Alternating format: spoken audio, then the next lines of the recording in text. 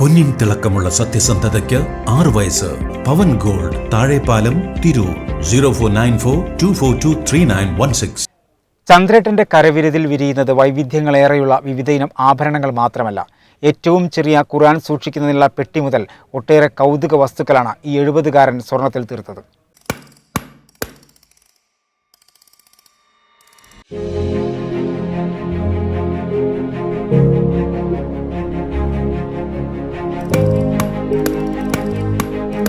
ക്ഷമയുടെ ഒറ്റക്കസേരയിൽ കുനിഞ്ഞിരുന്ന് ചന്ദ്രേട്ടൻ ഊതിക്കാച്ചി മെരുക്കി ഒരുക്കിയ സ്വർണത്തിന്റെ ഒന്നിച്ച് തൂക്കം നോക്കാനുണ്ടെങ്കിൽ 200 കിലോളം വരും.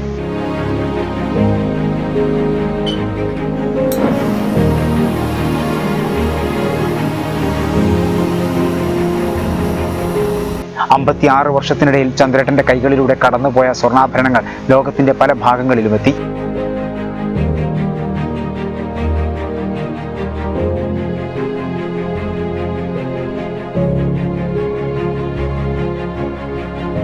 വൈവിധ്യങ്ങൾ ഏറെയുള്ള സ്വർണ്ണാഭരണങ്ങൾ മാത്രമല്ല, കൗതുകം നിറഞ്ഞ ഒട്ടേറെ വസ്തുക്കളാണ് ഈ 70-കാരൻ സ്വർണത്തിലും ഡയമണ്ടിലും തീർത്തത്.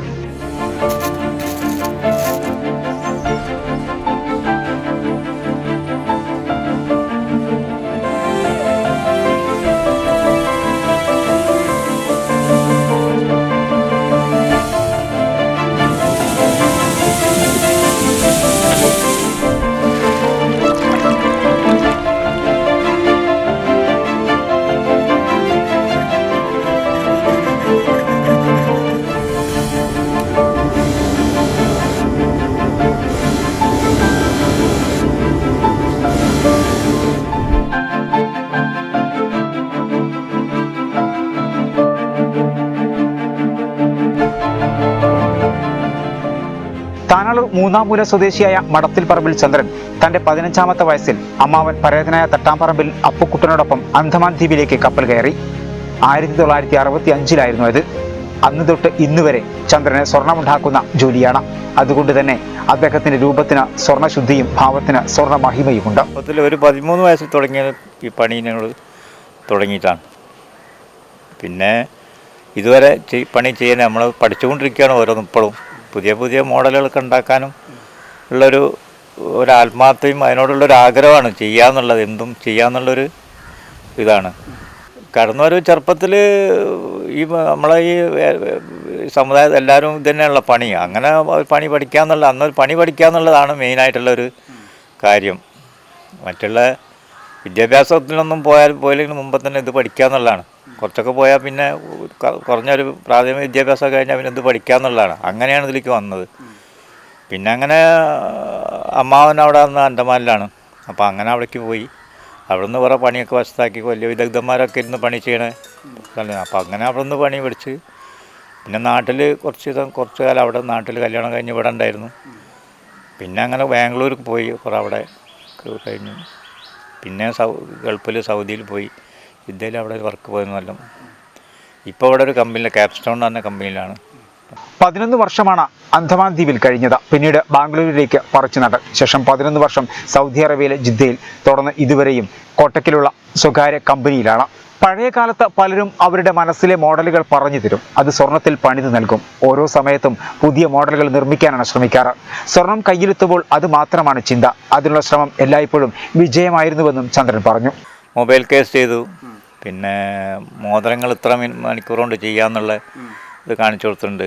ഖുറാൻ്റെ ഒരു ബോക്സ് ഉണ്ടാക്കിയിരുന്നു. ഏറ്റവും ചെറിയ ഖുറാൻ്റെ ഒരു ബോക്സ് ഉണ്ടാക്കിയിരുന്നു. ഏറ്റവും ചെറുത്, ലോകത്തിലെ ഏറ്റവും ചെറിയ ഖുർആൻ ഉണ്ടല്ലോ, അതിൻ്റെ ഒരു ബോക്സ് എടുക്കണതും തുറക്കണമൊക്കെ ആയിട്ട് ഉണ്ടാക്കിയിരുന്നു സ്വർണ്ണം കൊണ്ട്. വൈവിധ്യങ്ങളേറെയുള്ള വിവിധ ഇനം ആഭരണങ്ങൾക്ക് പുറമെ ഏറ്റവും ചെറിയ ഖുർആൻ സൂക്ഷിക്കുന്നതിനുള്ള സ്വർണത്തിലുള്ള ബോക്സ്, മൊബൈൽ ഫോൺ കേസ് തുടങ്ങിയ എല്ലാം ചന്ദ്രന്റെ കരവിരുതിൽ പിറന്നു. സുലഭമായി കാണുന്ന പല ആഭരണ മോഡലുകളുടെയും ആദ്യ മാസ്റ്റർ പീസ് അഥവാ ഡൈ ചന്ദ്രൻ രൂപപ്പെടുത്തിയതാണ്. വള്ളിക്കമൽ, പാലക്കമാല, ചങ്കേലസ്, ചിറ്റ്, അടിപ്പൻ, ബാങ്കമാല, പാലക്കമാല തുടങ്ങി ഉള്ളിൽ അരക്കു നിറച്ചുണ്ടാക്കിയിരുന്ന പൗരാണിക മുസ്ലിം പണ്ടങ്ങളും അഷ്ടലക്ഷ്മി വളയും നാഗവടമാലയുമൊക്കെ യഥേഷ്ടം ചന്ദ്രേട്ടന്റെ ക്ഷമയുടെ കുരിഞ്ഞിരിപ്പിൽ യാഥാർത്ഥ്യമായിട്ടുണ്ട്. അക്കാലത്ത് രാത്രി പുലരും വരെ ഇരുന്ന് ജോലി ചെയ്യുമായിരുന്നുവെന്ന് അദ്ദേഹത്തിന്റെ ഭാര്യ നളിനി ഓർമ്മിക്കുന്നു. കമ്പനിയിലത്തെ കാര്യങ്ങളായാലും രാത്രി 12 മണി 1 മണി വരെയൊക്കെ ആയാലും ഞങ്ങൾ ചിലപ്പോൾ പറയും സമയമൊക്കെ ഒരുപാട് വൈകിയിലേ കിടന്നുള്ളൂ. അല്ലാതെ അവർ പറഞ്ഞ് തരുന്നതല്ല, ഞാൻ അത്രയും ഉറപ്പ് പറഞ്ഞ് വാങ്ങിക്കുന്ന സാധനങ്ങൾ അത് അതേപോലെ ചെയ്തു കൊടുത്തെങ്കിലേ എനിക്കതിനൊരു മനസ്സിനൊരു തൃപ്തിയാവുള്ളൂ എന്ന് പറഞ്ഞിട്ട് അങ്ങനത്തെ സാധനങ്ങളൊക്കെ ചെയ്തു കൊടുക്കും. പിന്നെ പഴയ ആഭരണങ്ങൾ എന്ന് പറഞ്ഞാൽ പണ്ടത്തെ ഈ നെക്ലേസുകൾ, പിന്നെ പാലക്കാമാല, അങ്ങനത്തെ ആഭരണങ്ങളൊക്കെ ഇപ്പോഴും ഒറ്റയും തറ്റയൊക്കെ ആയിട്ട് അവിടെ ഇവിടെയൊക്കെ ആയിട്ട് ആവശ്യപ്പെടുന്നവരുണ്ട്. അപ്പോൾ അവർക്ക് വേണ്ടിയിട്ടുള്ളതൊക്കെ ചെയ്തു കൊടുക്കും. 2 പെൺമക്കളാണ് ചന്ദ്രേട്ടന്, ലിഷിയും ലിനിയും. ഇവർക്കും അച്ഛനെ കുറിച്ച് പറയാൻ ഒരുപാടുണ്ട്.